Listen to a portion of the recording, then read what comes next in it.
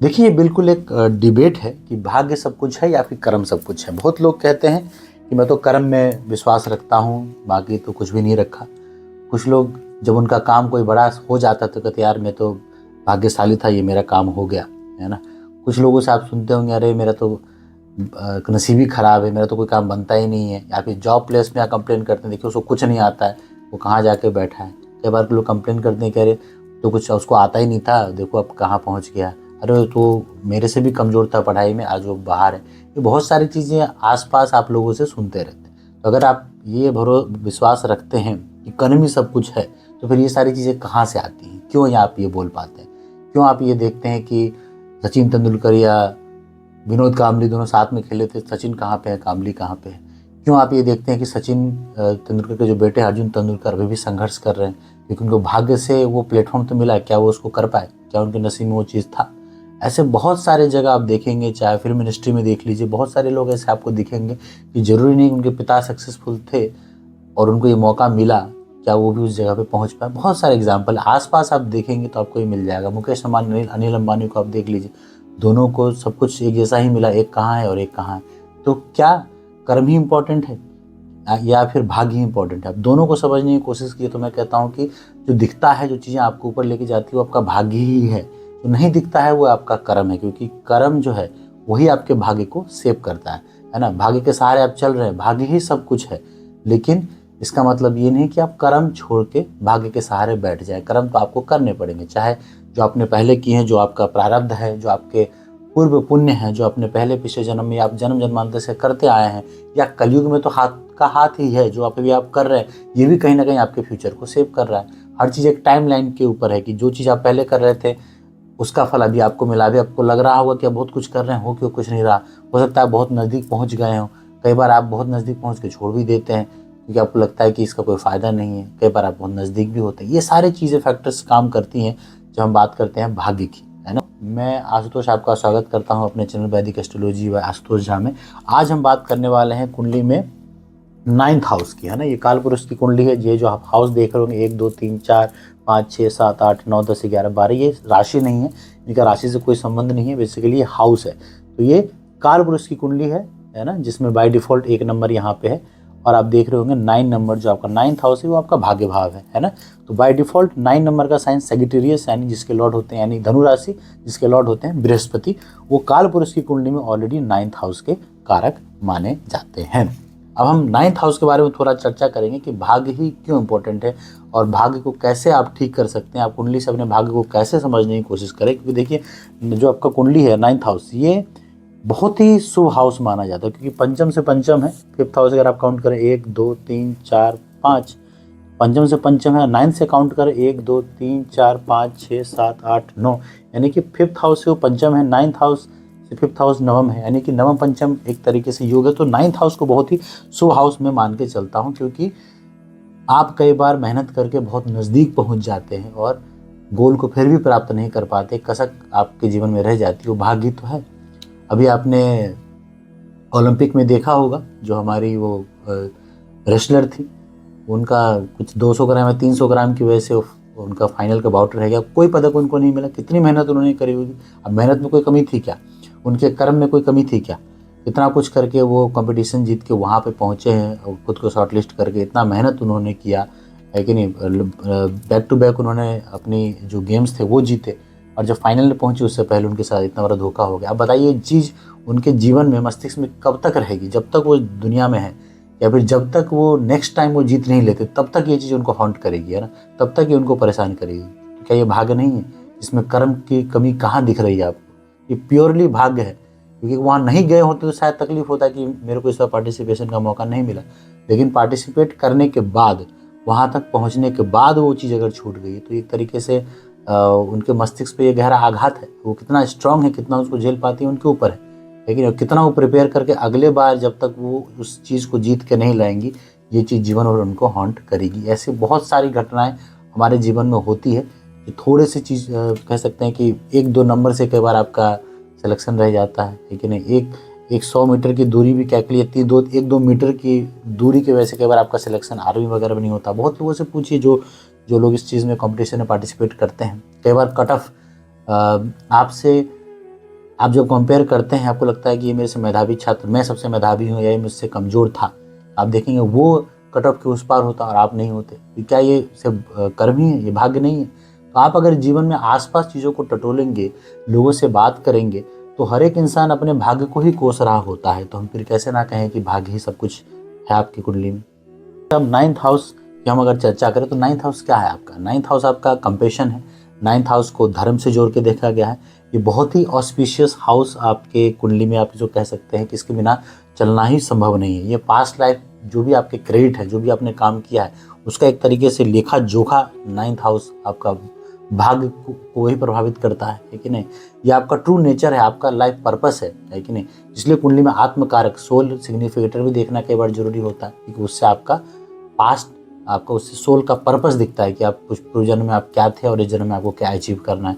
मैं आपको डिस्क्रिप्शन में आत्मकारक का कैसे देखना है, कैसे समझना, उसका भी वीडियो का लिंक दे रहा हूँ, आप जाके वो भी देख सकते हैं। नाइन्थ हाउस आपका डिवोशन है। नाइन्थ हाउस आपके जो पर्सनल डेटी हैं, किसकी आपको पूजा करनी चाहिए, किन किन से आपको लगाव है, कौन से भगवान को देखकर आपको मन करता है कि मैं पूजा करूं। देखिए, भगवान के सब एक ही रूप हैं, लेकिन आप अपने लोगों से पूछिए आसपास कि तुमको कौन से देवी देवता की पूजा करते हो, बोलेंगे हम तो महादेव को पकड़ लिए। कोई बोलेंगे अरे हम तो हनुमान जी को पकड़ लिए। ऐसा क्यों होता है? क्योंकि आपका झुकाव, वो एनर्जी आपको वहाँ तक लेके जाती है, वो भी आपका नाइन्थ हाउस ही है ना। ये आपका फिलॉसफी है ना, ये रिलीजन है, धर्म, किस धर्म को फॉलो करते हैं, धर्म के प्रति क्या आपकी आस्था है, ये भी आपका नाइन्थ हाउस है।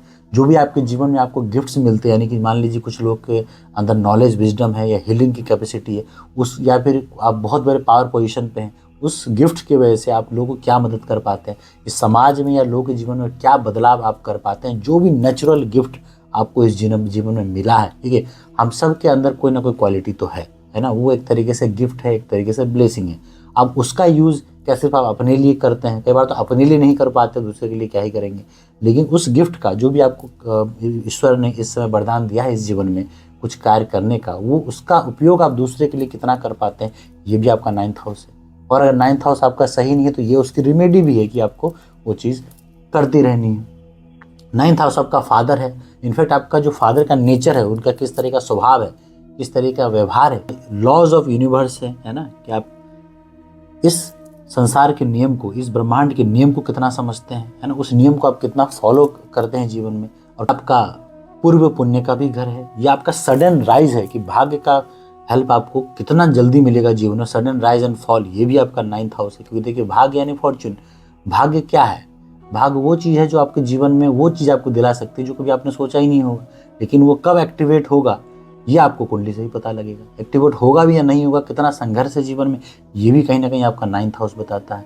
और अगर नाइन्थ हाउस की जो भी प्लेसमेंट है आपकी कुंडली में, आप उसको ठीक कैसे करना है, ये भी कहीं ना कहीं हम देखने की इसमें कोशिश करेंगे। नाइन्थ हाउस का जो कारक है ना, जो सिग्निफिकेटर है जो कालपुरुष की कुंडली में, वो धनु राशि है। अब धनु राशि रूल्ड बाय जुपिटर है, तो वैसे ही विजडम, नॉलेज, वेल्थ के कारक हो गए। और नाइन्थ साइन जो आप देखेंगे क्या है, धनु, ऐसे एक अगर उसका आप साइन देखें, मैं स्क्रीन पर लगा रहा हूँ, आप देखेंगे एक धनुधारी जो है धनुष ताने ऊपर की तरफ देख रहा है, यानी कि एम हाई, यानी कि जो पर्पस है आपका वो हाई होना चाहिए। इस जीवन में जो चीज़ आप अचीव करना चाहते हैं, आपके गोल जो है हाई सेट होने चाहिए, है ना। अब ऐसा नहीं कि वो चीज़ कुछ भी, आप अगर आप क्रिमिनल बन के हाई गोल सेट कर लें, ऐसा नहीं। वो कहीं ना कहीं तर्क संगत, धर्म संगत वो आपका गोल होना चाहिए। वो पर्पस जो आपका ऐसा होना चाहिए जिसमें आप अपने लिए तो कुछ करें, समाज के लिए कुछ करके जाएं। ये भी आपका नाइन्थ हाउस दिखाता है, क्योंकि अगर आपने ये किया हुआ है तभी आपको भाग्य का सपोर्ट इस जन्म में मिल रहा है। अगर आपको नहीं मिल रहा है तो यही करना है आपको, तब जाके आपके भाग्य जो है आपको या तो इस जीवन के उत्तरार्ध में या तो अगले जन्म में कभी ना कभी इसका फायदा, या तो आपके बच्चों को, क्योंकि देखिए पंचम से नवम है, तो पंचम से पंचम है, यहाँ से नवम से पंचम है, फिफ्थ हाउस आपका चिल्ड्रन एजुकेशन है। तो बच्चों को भी आपके जीवन में क्या मिलेगा, वो भी आपके ही कर्मों से निर्धारित यहाँ पे होने वाला है। तो नाइन्थ हाउस आपका धर्म को दिखाता है, तो ये आपके सेक्रीफाइस को भी दिखाता है कि दूसरे के भलाई के लिए जीवन में आप क्या क्या सेक्रीफाइस आपने किया है। क्या आप थ्रू आउट जीवन में सेल्फिश रहे हैं, अपने फ़ायदे के लिए आपने किसी भी हद तक जाके आपने किसी का नुकसान भी होने दिया है और ये नहीं देखा है कि लोगों पे इस पर क्या गुजरेगी, वो भी आपका नाइन्थ हाउस है। तो कुल मिला के एक तरीके से आपका जीवन का ये निचोड़ है। और ये पूर्व पुण्य, यानी कि इस जन्म तो छोड़िए, जन्म जन्मांतर से किए गए चीज़ों को भी कहीं ना कहीं ये यहाँ पे जोड़ के देखता है। कई बार अगर आज के मॉडर्न युग में देखा जाए तो ये आपका लॉन्ग जर्नीज भी है। लॉन्ग जर्नीज मतलब आपका जो ट्रैवल होता है वो भी है। ये आपका कहीं ना कहीं विजडम, नॉलेज, धर्म का कारक है। तो एजुकेशन, हायर एजुकेशन का भी ये कारक आपका हो जाता है। ये अगर देखा जाए रिलेशन में तो ये आपके वाइफ जो है उनके ब्रदर को भी ये दर्शाता है। अगर ये खराब है तो आपके उनसे भी संबंध कैसे होंगे, ये सारी चीज़ें हम, ये आपका धार्मिक स्थलों पे जो आप विजिट करते हैं, श्राइन्स पे जो आप विजिट करते हैं, है ना, धार्मिक स्थलों पे जाने की कितनी आपकी रुचि है, अपने धर्म से आपको कितना लगाव है, ये भी आपका 9th हाउस है। कुल मिला के देखिए तो ये पूरा जीवन ही आपका 9th हाउस है, इसलिए बहुत ही इंपॉर्टेंट हो जाता है। अब हम इसको समझने की कोशिश करेंगे कि 9th हाउस को, अगर आपकी कुंडली में 9th हाउस कमजोर है या फिर बहुत स्ट्रांग है, तो इसका फायदा कैसे लें या फिर इसको एक्टिवेट कैसे करें। और कोई भी प्लैनेट है जो 9th हाउस का लॉर्ड होकर 9th हाउस में ही बैठा है ना, तो ये बहुत ही अच्छी स्थिति है। अब इसकी क्या क्या रेमेडीज हो सकते हैं, आप सबसे पहले देखिए कि 9th हाउस का लॉर्ड अगर 9th हाउस में है ना, तो वो डिग्री वाइज कितना स्ट्रांग है, उस पर कौन से प्लैनेट की दृष्टि है ना, उसकी अवस्था क्या है, बाल अवस्था है, युवा अवस्था है, वो आपको पता लगेगा। कौन से नक्षत्र में बैठे हैं वो, ये और नक्षत्र के कौन से पद में बैठे हैं। सबसे पहले उसको जांचिए, एनालाइज कीजिए कि कितना स्ट्रांग है, कितना कमजोर है ना, और क्या उसकी दशा अभी चल रही है। क्योंकि देखिए भाग्य भाव की दशा सही समय पे चलना भी आपको ये दिखाता है कि आप कितने भाग्यशाली हैं। क्योंकि मान लीजिए भाग्य आपका लॉर्ड आपको बहुत स्ट्रांग है ना, जीवन पर तो आपको सपोर्ट करता ही रहेगा। क्योंकि देखिए कुंडली में बाकी सारी कितने भी चीज़ें क्यों ना खराब हो, लेकिन आपका भाग्य का लॉर्ड अगर स्ट्रांग है तो कहीं ना कहीं आपको बाकी जो निकाल के वो ले जाएगा। भाग्य के भाव में इतनी पावर होती है।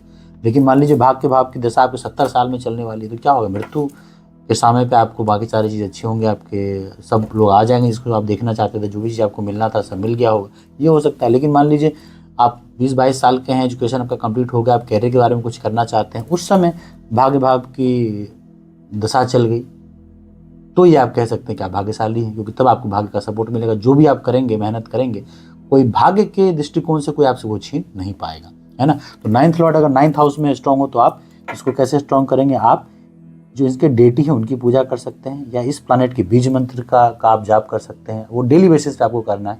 या तो जेम स्टोन जो है वो आप पहन सकते हैं। और 9th हाउस के लिए तो देव दर्शन बहुत ही इंपॉर्टेंट हो जाता है। आप बस देख लेंगे कौन सी राशि है यहाँ पे, है ना, कौन सा प्लैनेट है, उसके लॉर्ड कौन से हैं, उनका दर्शन करना खास करके देव दर्शन के रूप में आपके लिए काफ़ी अच्छा यहाँ पे रहने वाला है। 9th हाउस आपको स्ट्रांग करेंगे। लेकिन मान लीजिए 9th हाउस जो है वो अपने किसी मित्र के साथ यहाँ बैठा है तो उसको और स्ट्रांग कर देगा, है ना। उस पर बृहस्पति की दृष्टि पड़ जाए तो उसको और स्ट्रांग कर देगा, या मित्र की दृष्टि पड़ जाए और स्ट्रांग हो जाएगा। या फिर 9th हाउस में कोई प्लैनेट अगर बैठा है आपका और उस पर बृहस्पति की दृष्टि है और किसी शुभ प्लैनेट के साथ भी बैठा है, तो कहने का मतलब दृष्टि वाइज भी स्ट्रांग हो जाएगा और कंजक्शन में भी स्ट्रांग हो जाएगा। और उस पर अगर राहु शनि की दृष्टि नहीं है, केतु की दृष्टि नहीं है, केतु कुछ हद तक मान लीजिए धर्म के ही कारक माने जाते हैं तो उसको सपोर्ट ही करेंगे अगर आप as long as you follow Dharma.